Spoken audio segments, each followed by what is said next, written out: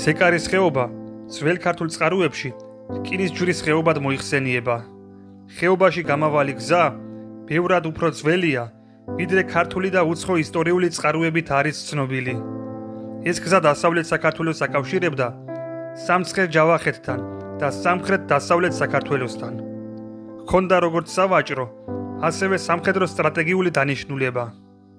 უხსოვარი დროიდან მოყოლებული, სამტროდ შემოსულ, მრავალ გადამთიელს ურიცხვი ლაშქრით არაერთხელ გაუთელავს იგი.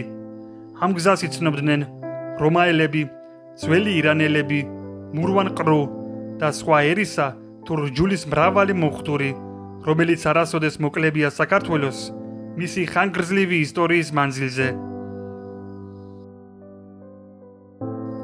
1569 წლიდან, როცა იმერეთს ახალციხის საფაშო გაუმეზობლდა, 200 წელზე მეტი ხნის მანძილზე ოსმალებს, ვინიცის იმერეთიდან მოტაცებული თუ ნაყიდი რამდენი ქართველი გადაუყვანიათ სეკარის ხეობით და ახალციხისა და სტამბოლის ტყვეთა ბაზრებზე გაუყიდიათ.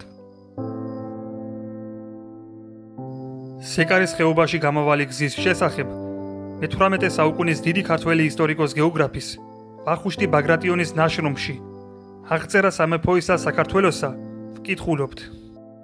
გარდავალ საქედან ოძრახედან გზა კაკასხიძედ ბაღდადს. ამ გზას ეწოდა მთით რკინის ჯვარი. ოძრახე, იგივე ოძრხეა, ციხე ქალაქი მესხეთში, ახლანდელი აბასთუმნის მიდამოებში მდებარეობდა. სეკარის რკინის ჯვრის ხეობა უძველესი დროიდან ყოფილა დასახლებული, რასაც ნათლად ადასტურებს ხეობის მრავალი ნასოფლარის, ნაციხარისა და ნაეკლესიარის ნაშთი, ასევე მიკროტოპონიმიკა, რომლის მხოლოდ მცირედი ნაწილია ჩვენამდე მოღწეული და რომლის შეკრებაც შეძლო ბატონ ზურაბ თოლორდავამ და წიგნად გამოცა. ვახუშტი ბაგრატიონი თავის აღწერილობებში სეკარის ხეობის არცერთ დასახლებულ პუნქტს არ ასახელებს. ეს ფაქტი მიუთითებს იმას, რომ მის დროს ამ ხეობაში ოსმალების გამუდმებული თავდასხმების შედეგად ცხოვრება დიდი ხნის ჩამკვდარი იყო.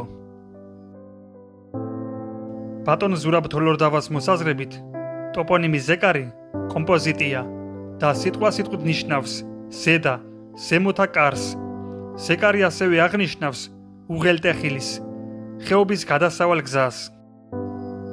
რაც შეეხება ამ ხეობის მეორე სახელწოდებას, რკინის ჯვარი, იგი მომდინარეობს ქართლის ცხოვრებაში დაცული გადმოცემისაგან, რომლის თანახმადაც საქართველოში ქრისტიანობის პირველი მქადაგებელი წმინდა ანდრია მოციქული ტრაპიზონიდან გადმოსულა.